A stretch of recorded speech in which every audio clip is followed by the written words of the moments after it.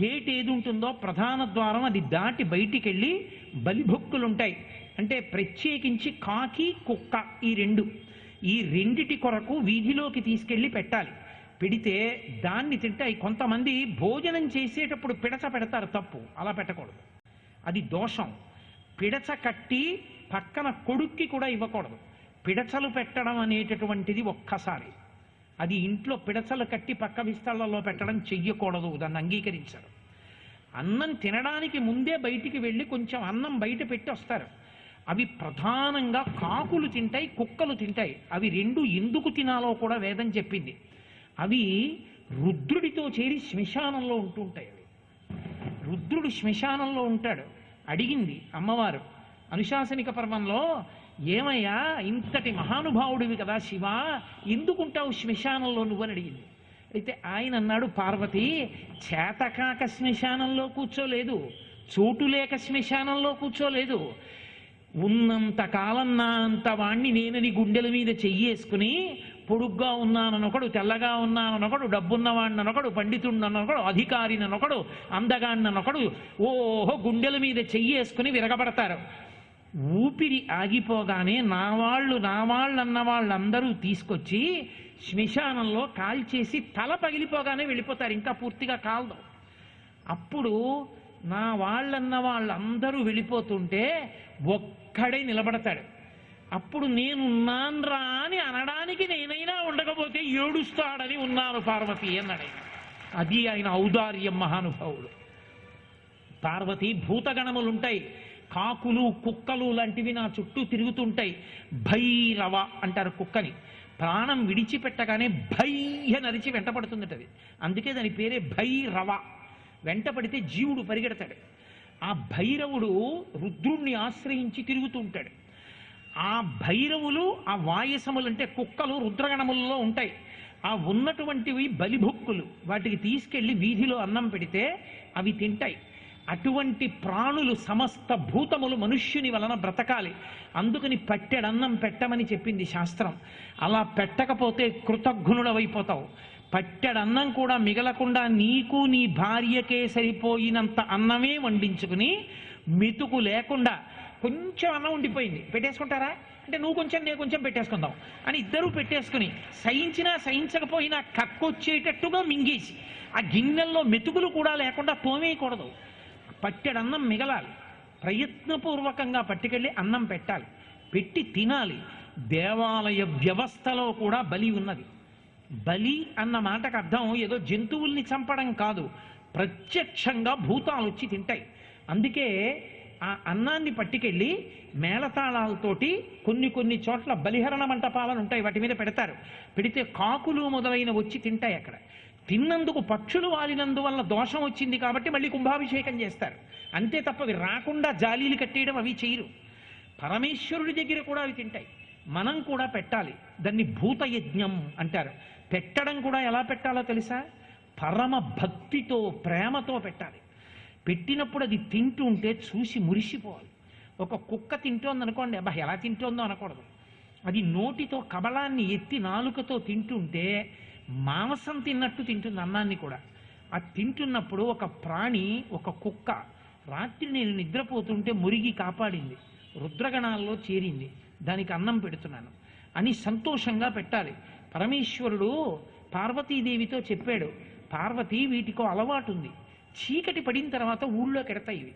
ఇక్కడ ఉన్నటువంటి భూతప్రేత పిశాచములు వెళ్ళి ఊళ్ళోకి వెళ్ళి నిద్రపోతున్న వాళ్ళని హింసిస్తాయి.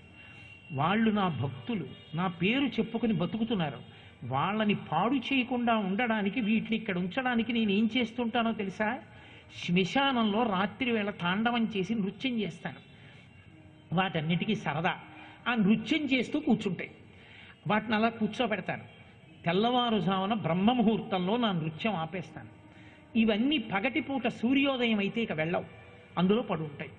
లోకాన్ని కాపాడడానికి శ్మశానంలో ఉండి తాండవం చేస్తున్నాను తప్ప చేతకాక కూర్చోలేదు. అదే పనిగా శ్మశానవాసి అని అర్థం పర్థం లేకుండా, తత్వం తెలియకుండా వదరి మాట్లాడిన వాళ్ళ దగ్గర ఒక్క రాత్రి నేను నాట్యం చేయడం మానేస్తే పీక్కు తింటా. ఇవన్నీ ఏమిటో అనుకుంటున్నాడు. పిచ్చి పేలుడు పేలుతున్నాడు తెలియక శివతత్వం ఏమిటో. నోరు అదుపులో పెట్టుకోవాలి పార్వతి, నా తత్వం తెలిసి బ్రతకాలి. నేను జగత్తుకంతటికీ తండ్రిని, అందరూ నా బిడ్డలే. 10 మంది బిడ్డల్ని కన్నాడు ఒక తండ్రి. 9 ఐఏఎస్లు, ఐపీఎస్లు, ఐఆర్ఎస్లు, ఐఎఫ్ఎస్లు అయ్యారు. ఒకడు జేబు దొంగ అయ్యాడు. తండ్రి షష్ఠి పూర్తికి 10వ వాడిని కూడా పిలవాలి. ఒరే నువ్వు వెళ్ళేటప్పుడు నేను డబ్బిస్తాను, వచ్చిన వాళ్ళ జేబులు కత్తిరించకని చెప్తాడు. అంతేకాని జేబు దొంగ నా కొడుకు కాడనడగా. సృష్టిలో ఉన్న భూత ప్రేత పిశాచములు కూడా ఎవరికో బిడ్డలే. పరమేశ్వరుడు వాళ్ళు నా బిడ్డలు కాదంటే వాళ్ళు ఎవరికి బిడ్డలు? నా బిడ్డలని చెప్పాడు పరమేశ్వరుడు. అది తండ్రితనం. అందుకే కాళిదాస మహాకవి 2 చేతులెత్తి నమస్కరించాడు. వాగర్ధావివ సంపృక్తం వాగర్ధ ప్రతిపత్తయే జగత పితరం వందే పార్వతీ పరమేశ్వరం అని. అటువంటి అద్భుతమైనటువంటి శివతత్వం. కాబట్టి భూతయజ్ఞం తన చుట్టూ ఉండేటటువంటి భూతములకు, భూతములంటే అవేవో పెద్ద పెద్ద పిశాచాలు అనుకోకండి, భూతములంటే ప్రాణులు అని నా ఉద్దేశం. వాటికి కూడా అన్నం పెట్టాలి. ఆ అన్నం ప్రతిరోజు పెడతాడు కాబట్టి భూతయజ్ఞం. తాను ప్రతిరోజు గృహస్థు హింస చేస్తాడు. గృహస్థుకి హింస చెయ్యకుండా రోజు వెళ్ళదు. తీసుకొచ్చి కాయగూరల్ని కోసి నీళ్లలో పడేస్తారు. పడేసినప్పుడు అందులో చిన్న చిన్న పురుగులు ఉంటాయి, చచ్చిపోతాయి. కొంచెం బతికాయి అనుకోండి, అంతవరకు ఎందుకంటే బియ్యంలో పెంకి పురుగు అని పడుతుంది, నల్లగా చిన్న చిన్న పురుగులు. అన్నం నీళ్లలో ఉడికించేస్తారు బియ్యం, అవి చచ్చిపోయి ఉడికిపోయి పైకి తేలుతాయి.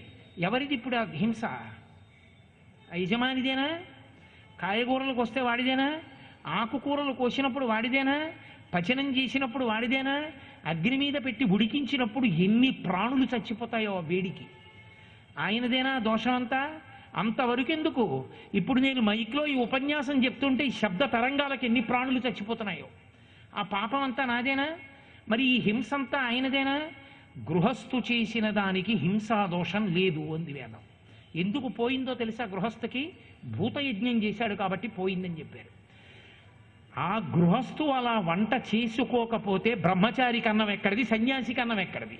సన్యాసి అగ్ని ముట్టుకోకూడదు, సన్యాసి వంట చేసుకోకూడదు, సన్యాసి భిక్ష మీద బతకాలి.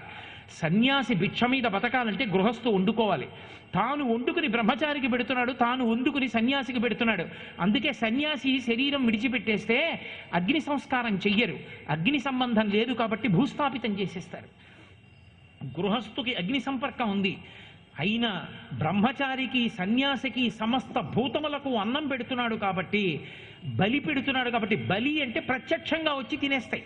అగ్నిహోత్రంలో ఇస్తే హవిస్సు, ప్రత్యక్షంగా ప్రాణులు తింటే బలి.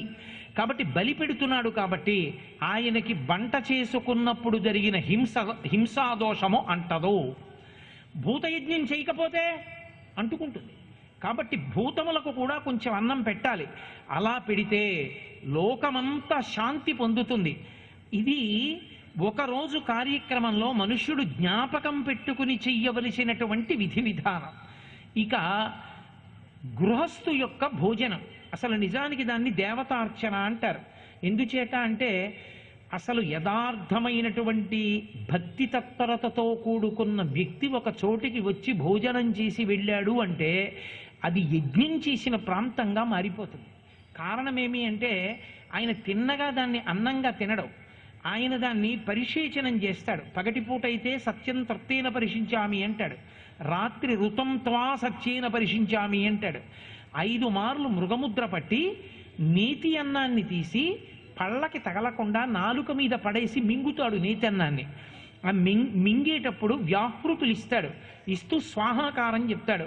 ఓం ప్రాణాయ స్వాహ, ఓం అపానాయ స్వాహ, ఓం వ్యానాయ స్వాహ అని. అసలు ఇవాళ పరిశేచనం అంటే తీసుకొచ్చి ఏదో హస్తోదకం ఇచ్చి చేతిలో నీళ్లు పోస్తున్నారు, అది కాదు. ప్రత్యేకంగా 5 వ్యాహృతులకి నిమృజం జుహోమి అంటూ వెయ్యాలి.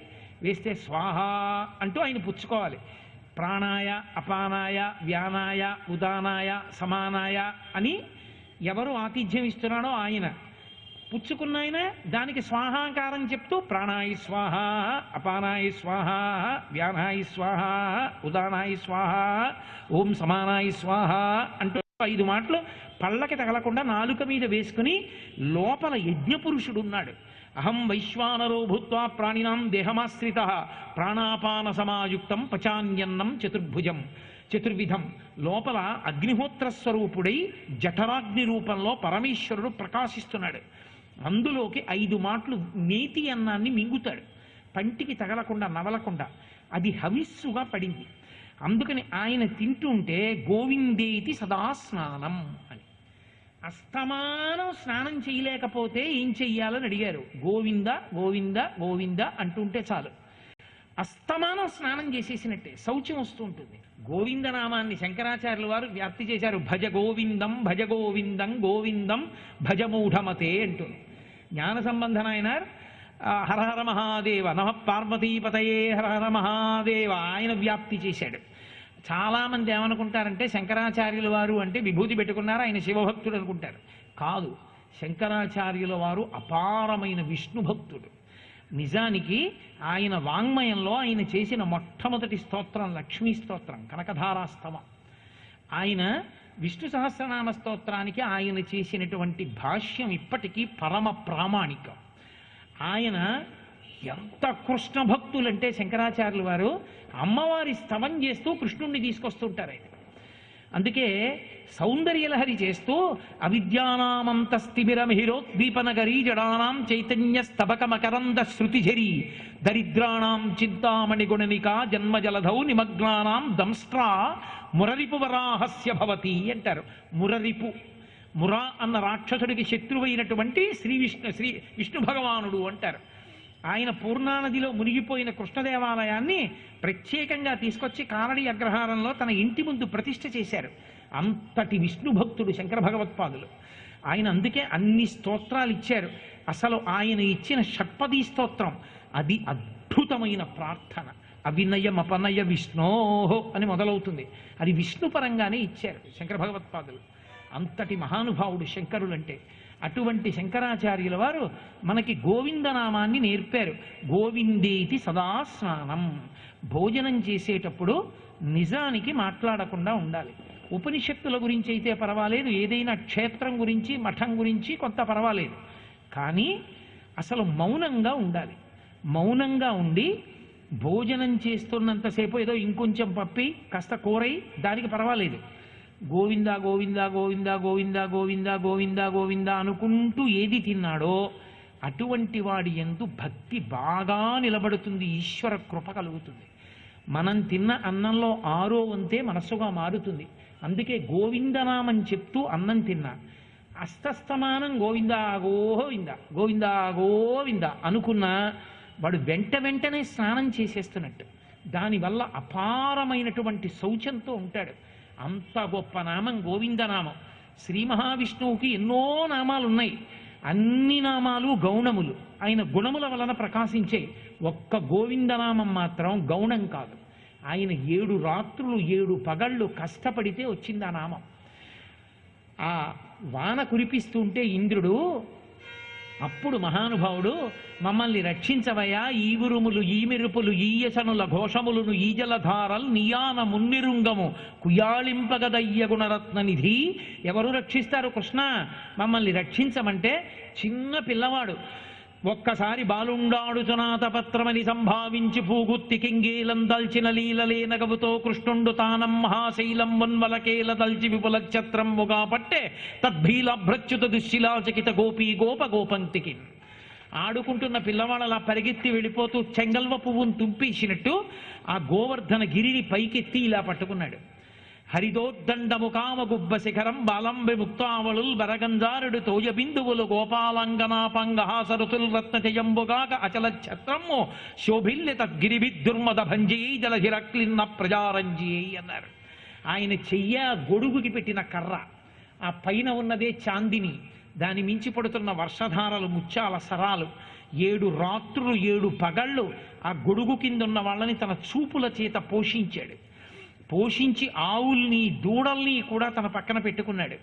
పెట్టుకుని నమ్మకుండా బయటికి వెళ్ళిపోయారు కొంతమంది. చిన్నపిల్లవాడు చెయ్యి వదిలేశాడంటే పచ్చడైపోతాం, బయట ఉంటే వడగళ్ళ వానకి కాళ్ళు చేతులు విరుగుతాయని. ఆయనే బతిమాలుకున్నాడు, ఈ కొండ పడదు రండిరా లోపలకని. బాలుండీతడు కొండదొడ్డది మహాభారంబు సైరింపగాదాలండోజని దీని కింద నిలువంచింతింపగా బోలది శైలంబోనిధి జంతు సంయుత ధరాచక్రంబు పైబడ్డ నాకేలల్లాడదు బంధులార నిలుడీ క్రిందన్ ప్రమోదంబునన్. బంధులారా అని పిలిచాడు నమ్మని వాళ్ళని. రెండెర్రా ఈ కొండ కిందకి, ఎందుకర్రా దెబ్బలు తింటారు, ఈ సమస్త బ్రహ్మాండములు పడిపోయిన ఈ కొండ కదలదు, నన్ను నమ్మండి, లోపలికి రెండన్నాడు. 7 రాత్రులు 7 పగళ్ళు కొండ పట్టుకుంటే అప్పుడు ఇంద్రుడికి బుద్ధొచ్చి, మహానుభావుడురా పరబ్రహ్మతత్వం రా ఈయన అని ఆయన గబగబా సురభిక్షీరములన్నిలింపజననీ సన్మౌని సంఘంబుతో సురనాథుండభిషిక్తు చేసి పలికెన్ సొంపార గోవిందుండంచు రణక్రంత విపక్షుతో జలాక్షున్ సాధు సంరక్షణున్. తల్లి అయిన అదితిని తీసుకుని ఆకాశగంగా జలాల్ని బంగారు పాత్రంలో పట్టుకుని దిగ్గస్తిభిక్కనక కుంభముఖావ సృష్ట సర్వాహిని విమలచారు జలప్లుతాంగీమ్మని శంకరాచార్యులు వారు అన్నట్టు ఆ దిగ్గజములు ఆ కనక కుంభములతో పట్టుకుని వెళ్ళి అక్కడే కూర్చున్నటువంటి చిన్ని కృష్ణుడి మీద ఆ నీళ్లు పోస్తుంటే, నోరున్న వాళ్ళు ఎవరైనా నన్ను రక్షించమని అడుగుతారు, నా జాతికి చెందిన ఆవులు దూడలు నోరెత్తి రక్షించమని అడగలేక అంబారావం చేస్తూ ఉంటే గోవులను రక్షించావు కనుక గోవిందా అన్న నామంతో ఆ రోజున కామధేను వచ్చి తన పాలిస్తే ఇంద్రుడు అభిషేకం చేశాడు, గోవిందా అని పిలిచాడు. గోవింద పట్టాభిషేకం 7 రాత్రులు 7 పగళ్ళు కష్టపడితే వచ్చింది ఆ గోవిందనామం. అందుకే గోవిందేతి సదా స్నానం. ఆ గోవిందనామం చెప్పుకుంటే చాలు స్నానం చేసినట్టే. గోవిందనామం చెప్పుకుంటూ భోజనం చెయ్యాలి, నిశ్శబ్దంగా ఉండాలి. భోజనం చేసేటప్పుడు అదే పనిగా మాట్లాడకూడదు. యథార్థానికి ప్రారంభం ఏంటంటే, ఇంటి పట్టునైతే నడుస్తుంది, ఇంటి పట్టునైతే మాట్లాడకుండా చేయొచ్చు, బయటికి వస్తే పోతుంది, కుదరదు. ఎంతమందికి చెప్పుకుంటాం అన్నం తినేటప్పుడు మాట్లాడినని, అప్పుడే మాట్లాడతారు, తీసుకొచ్చి మా మేనమావ గారి 3వ అబ్బాయిని అంటారు. ఎందుకు అప్పుడు అది? కాబట్టి భోజనం చేసేటప్పుడు నిశ్శబ్దంగా చెయ్యాలి, ఒక్క గోవిందనామం పలుకుతూ చెయ్యాలి. అలా భోజనం చేస్తే యజ్ఞం చేసిన వాడితో సమానం. ఆ ఇల్లు పునీతమవుతుంది, ఆ ఇంట చేసిన సంకల్పాలు నెరవేరుతాయి. ఇక నిద్రపోవడం, ఇక మిగిలినది ధర్మార్థ సమన్వయం. పగటిపూట అర్ధ సముపార్జన చెయ్యమని చెప్పాడు పరమేశ్వరుడు. ఎప్పుడు ఆయన్ని భజన చేస్తూ కూర్చుంటే డబ్బు ఎక్కడి నుంచి వస్తుంది, అన్నం ఎక్కడ పుడుతుంది? అర్ధ సముపార్జన చెయ్యవద్దు అని భగవంతుడు చెప్పలేదు, అర్థము సంపాదించు, డబ్బు సంపాదించు అని చెప్పాడు. పైగా డబ్బు సంపాదించకపోతే ఎంత దోషమో కూడా చెప్పారు. మాతా నిందతి నాభినందతి పితా భ్రాతా న సంభాషతే భృత్యకుప్యతి నానుగచ్చతి సుతా కాంతాపి నాలింగతే అర్ధప్రార్థన శంకయా నకురుతే సల్లాపమాత్రం సుహృత్ తస్మాత్ నైతికమర్ధమార్జన శృణు సఖే విత్తేన సర్వే వశాః. డబ్బు సంపాదించకపోతే కొడుకు అమ్మ కూడా మెచ్చుకోదు. మాతా నిందతి, అమ్మ తిడుతుంది. నాభినందతి పిత, తండ్రి భుజం మీద చెయ్యేసి అబ్బా చాలా సంతోషం రా అనడం. నాభినందతి పిత భ్రాతాన సంభాషతే, అన్నదమ్ములు మాట్లాడరు, 5 పైసలు సంపాదన లేదు, మాతో గడ్డబెరుగు తింటాడంటారు. అంటే భ్రాతాన సంభాషతే భృత్య కుప్యతి, సేవకులు సేవ చెయ్యరు, పైసా ఇచ్చేది లేదు కానీ మీ అన్నయ్య గారి జీతం ఇస్తే ఉన్నాను, నువ్వు పెద్ద పనులు చెప్తావు లేవా అంటారు. భృత్య కుప్యతి నానుగచ్చతి సుత, తండ్రి ఇంటికి వచ్చేటప్పటికీ కొడుకు చెంబుతో నీళ్లు పట్టుకు రావాలి, నాన్నగారు కాళ్ళు కడుక్కోండి అని. కొడుకు రాడు, 5 పైసలు ఇవ్వడు, చదువు చెప్పించాడు, ఏం నాన్న అంటాడు. కాంతాపినాలింగతే, భార్య కూడా ప్రియమార కౌగలించుకోదు. కాంతాపినాలింగతే అర్ధప్రార్థన శంకయాన కురుతే సల్లాపమాత్రం సుహృత్. ఆయన చాలా మంచివాడు, స్నేహితుడు మా రామకృష్ణారావుల, కానీ చూస్తే పలకరించాడు, భయం. ఎందుకని ఎన్ని మాటలు ఇస్తాడు డబ్బు, కనపడినప్పుడల్లా డబ్బు అడిగితే. అందుకని అర్ధప్రార్థన శంకయ నకురుతే సల్లాపమాత్రం సుహృత్. సుహృత్ చాలా మంచి స్నేహితుడు ఆయన, కానీ ఏమో అండవు, ఇలా చెయ్యెత్తి అండవు. ఎందుకంటే బాబాయ్ డబ్బు అడుగుతాడని పక్క సందులో చెడిపోతాడు. కాబట్టి తస్మాత్ నైతికమర్ధమార్జన శృణు సఖే, ఓ సఖే, ఓ స్నేహితుడా, డబ్బు సంపాదించు. ఎలా సంపాదిస్తావో తెలుసా? నైతికమర్థమార్జన, ధర్మం విడిచిపెట్టకుండా సంపాదించు. ధర్మాన్ని వదిలిపెట్టకుండా సంపాదించింది ఎంతైనా సరే విత్తేన సర్వే వశాః, దానివల్ల నీకు సమస్తము వశమవుతుంది. అందుకే విత్తంచమే అని రుద్రాధ్యాయంలో ఒక నామం. అందుకే ఇవన్నీ కూడా వేదం సమన్వయం చేసింది. రుద్రాధ్యాయంలో పరమశివుడికి అభిషేకం చేసేటప్పుడు ఇప్పుడు నేను చెప్పినవన్నీ కూడా మళ్ళీ సూక్తాల్లో వస్తాయి.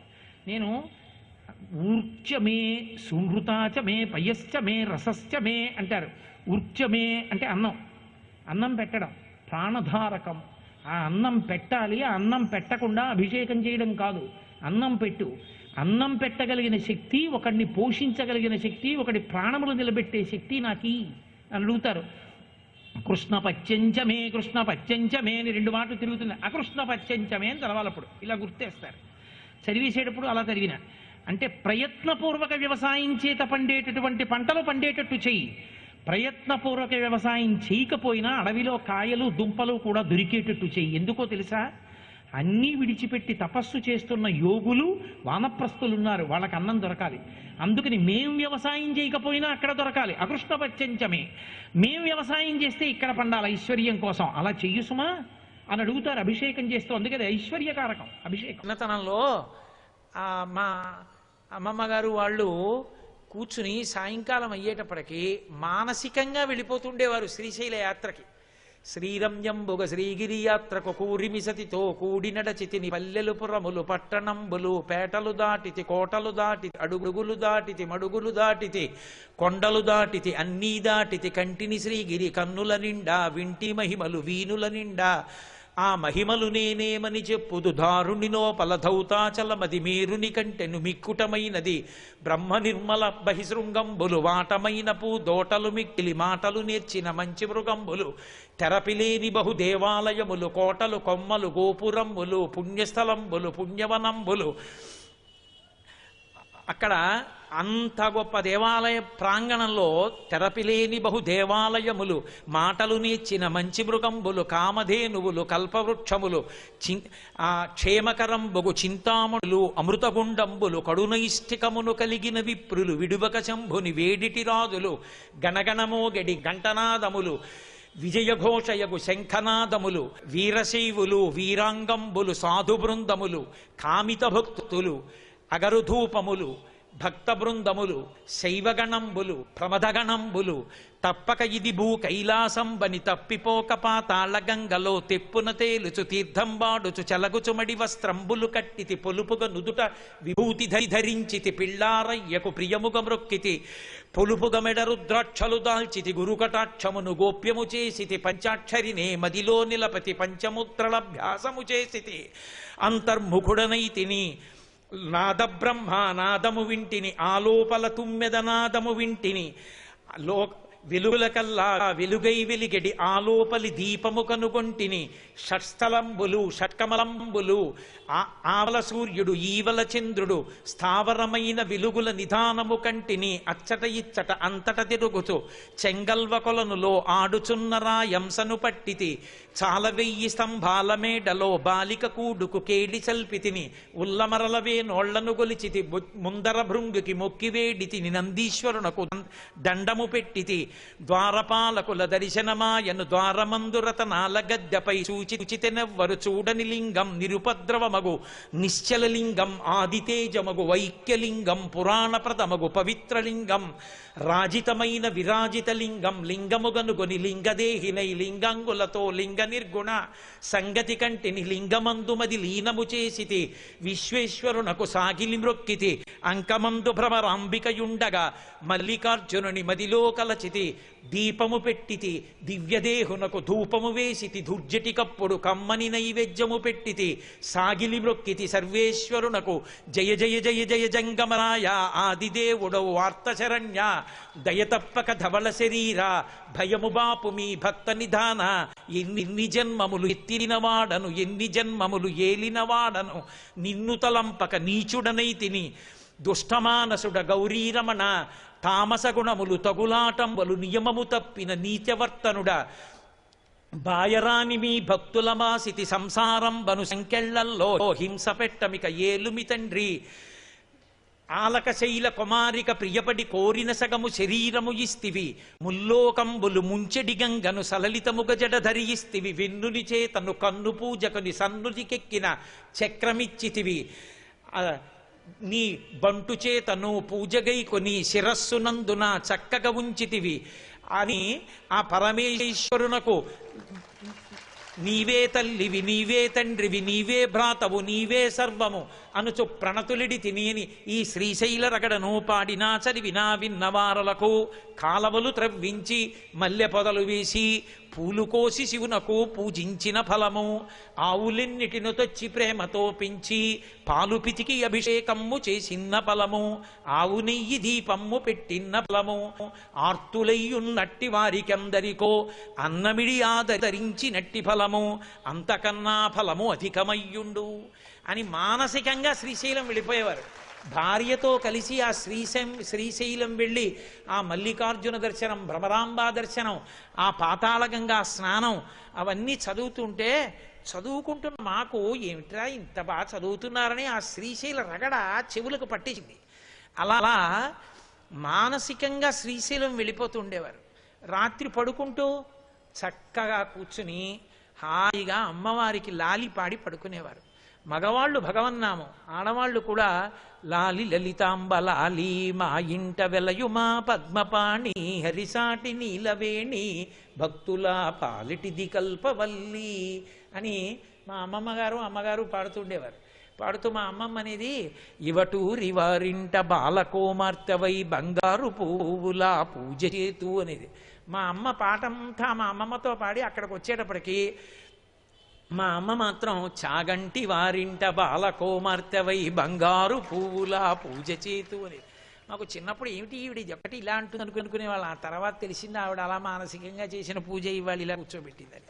కాబట్టి మానసికంగా పరదేవతని ఆరాధన చేసి పూజ చేసి అంత సంతోషంగా రోజు కార్యక్రమాన్ని పూర్తి చేసేవారు. వేదం విధించింది, భక్తితో అలా బ్రతకండి, అలా సముపార్జన చెయ్యండి, ధర్మంతో అర్ధకామములను ముడివేసి మోక్షాన్ని పొందండి అని. శ్రీ ఉమామహేశ్వర పరబ్రహ్మార్పణమస్తు. స్వస్తి.